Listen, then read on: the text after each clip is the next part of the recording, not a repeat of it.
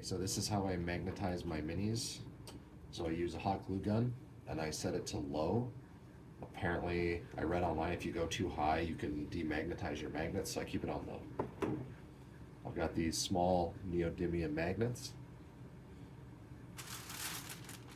little parchment paper, and then a pan. So on top of the pan, I put the parchment paper. I drop one magnet down for each model. So I'm doing 5.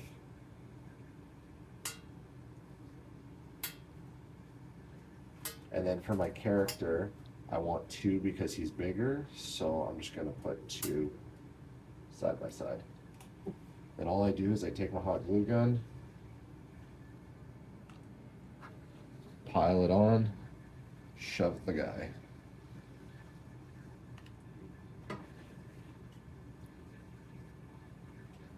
This is the quickest way I found to do it. It's even quicker than super glue. And it keeps the magnet perfectly flush since it's magnetized. You just pile it on there on top of the magnet. I didn't do good on that one. You can just pile it on, it doesn't matter. And then for my character, I'll go over both of these. Just a huge glob of glue. And then you're just gonna let it dry for about 5 minutes. Okay, so now that they've had time to dry, all you gotta do is take the parchment paper and just lift it, and they'll pop right off right away. If you look at the bottom here, you'll see that it's perfectly flat with the bottom of the base, giving you that good stick.